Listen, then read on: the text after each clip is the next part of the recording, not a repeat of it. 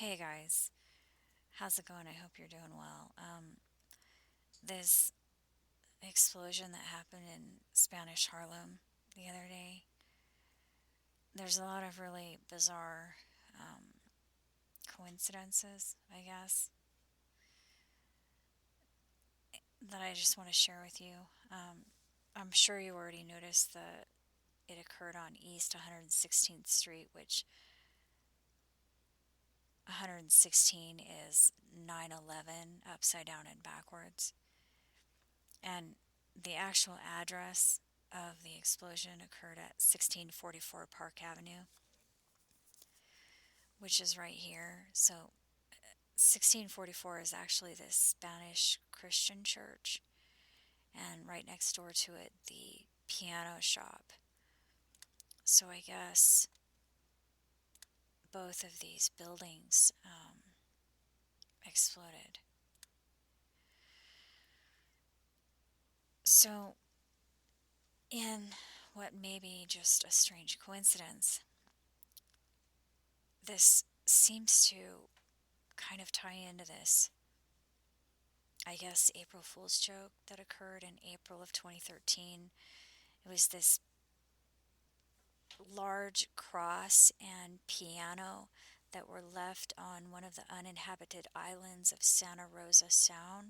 So you have a cross right here, and right next to it, a grand piano. So the cross on the left and the piano on the right. And I just happened to notice that, it's kind of what we have here: the Spanish Christian church, the cross on the left, and the piano shop on the right. So the cross on the left, the piano on the right. So kind of like this: the cross on the left, the piano on the right. Okay, maybe just a strange coincidence, but this incident here in Santa Rosa in April 2013 seems to tie into this work of art from January 2011, and I'll play a clip of this for you. We've been telling you about the mystery of that baby grand piano left on a sandbar in Miami. Well, it turns out a group of teenagers may hold the key. Janine Stanwood with our Miami station WPLG solved the mystery. It was a nice day when we did it. We all went out. 16-year-old Nicholas Harrington, the brainchild of it all, has the photos to prove it. This was before even Christmas. This is when we're moving it to my house. Here he is, moving the piano from his grandma's house to his. A month later, at New Year's Eve. We have a pretty big party. We had over 100 people here. And with sparklers, all for the sake of art, Nicholas and friends and family set it ablaze. It looked great. We took some great photos of it. They were definitely really cool shots. I've been trying to build up my art portfolio. 2 days later, the teens decided the piano should be on display, so they hoisted it into their dad's 22-foot open fisherman. The back leg was on this seat, and then the front two legs were right here. And at low tide, motored it here. Because it was a solid surface, it wouldn't float away. I like the idea of the anonymous piano out there, no explanation to it. Well, there is now. Little Dada there, but I wonder if they got in any trouble for burning up the insides of that piano. Well, baby grand pianos go for $4,000.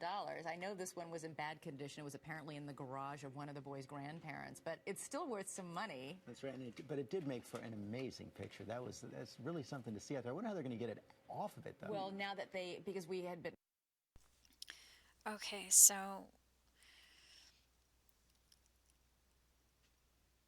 basically, this is a work of art called Piano Bar. And Piano Bar, when I saw that, I immediately thought of Billy Joel, whose first hit song was Piano Man. It was about a piano bar. And Billy Joel is from New York. So that was the first thing I thought of when I saw that it was titled Piano Bar. But then I noticed that the artist's dream is to get into the New York City Art School Cooper Union. And then I just happened to notice in the music video for Billy Joel's first hit song, Piano Man, there's this shot of the Holiday Inn and a sign saying Piano Bar Cooper, Piano Bar tonight, Swayze Cooper. So Piano Bar Cooper. And we have Piano Bar Cooper here. It's kind of a connection to, it seems to be connecting to New York City.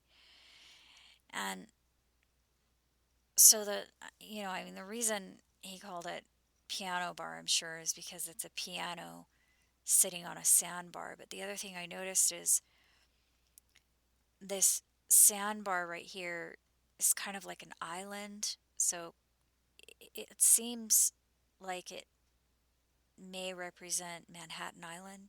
The piano is sitting on Manhattan Island. The Piano Man, Billy Joel, who's from New York, all these connections, Cooper, the Cooper Union College or art school in New York City. There are all these connections to New York City. So the thing that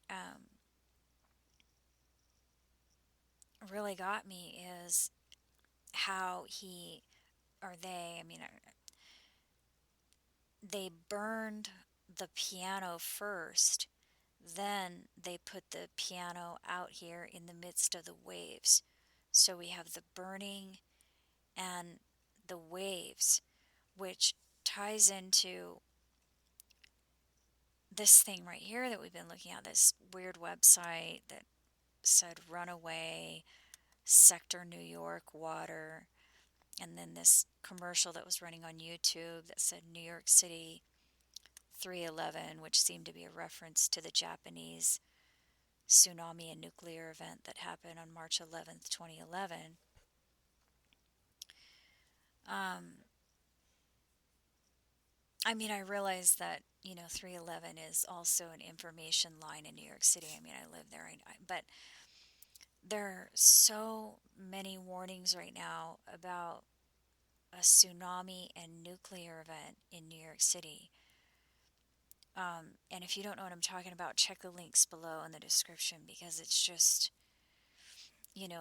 the ancient book of Daniel accurately predicted events that happened in New York City in 2012. Specific events, the specific number of days between events.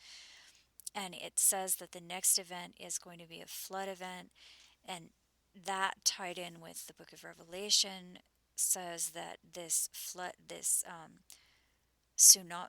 tsunami event, which it calls the great city being pummeled with the multitude of the waves, it also includes a burning. In Revelation 17, it says it will be, on the one hand, destroyed by the waves, but on the other hand, it also a burning. So there's a burning and there's also the waves. Well, the thing about this, this 311 warning, which to me just means tsunami and nuclear event, because that was what happened on March 11th, 2011. On 311 is kind of like the 9/11. Anytime you hear someone say 9/11, it represents the Twin Tower tragedy. For me, it's the same thing with 311. It represents the Japanese tsunami and nuclear event.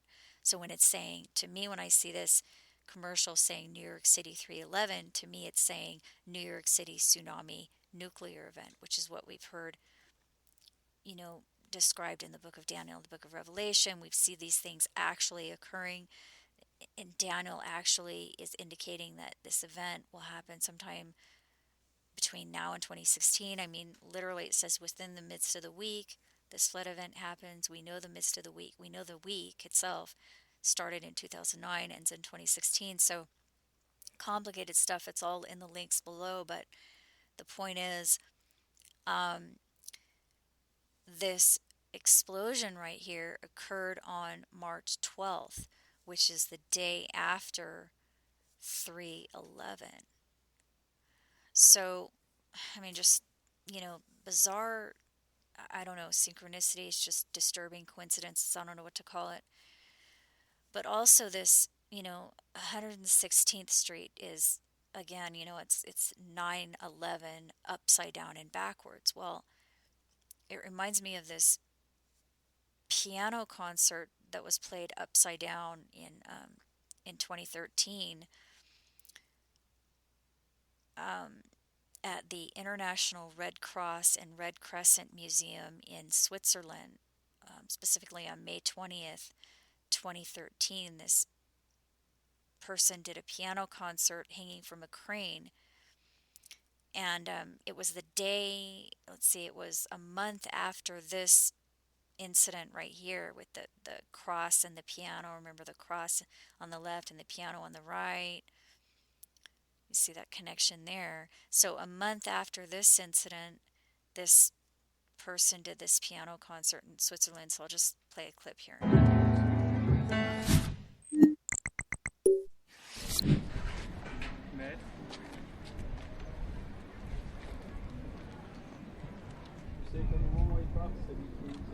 Ouais, mais comme ça, ouais. Mais là, il commence. Ok, bon, il va tout de suite bouger. Hein, Ouais, mais on essaie, voilà. Ça serait parfait comme ça.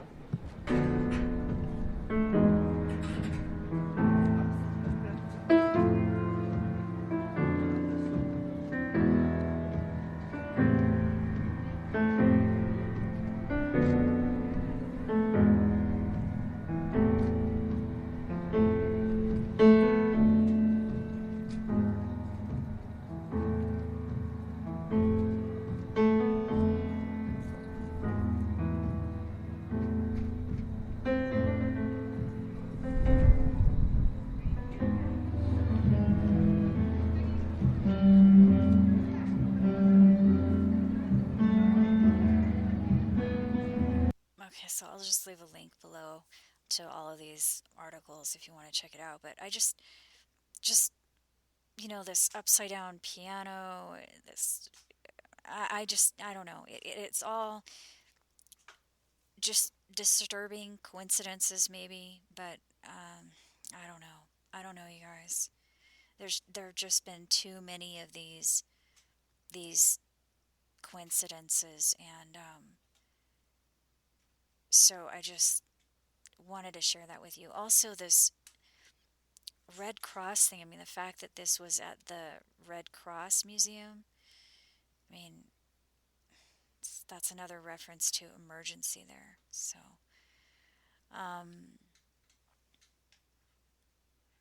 yeah, I guess that's pretty much it, but just very, very strange.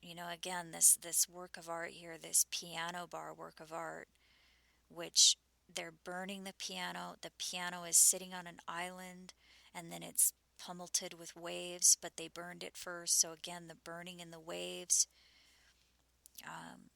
And there is one more thing in here. Originally, I guess this filmmaker claimed that he put the piano on the island for an independent film called Jesus of Malibu, which again sort of reminded me of this other incident right here, which took place in Santa Rosa, California.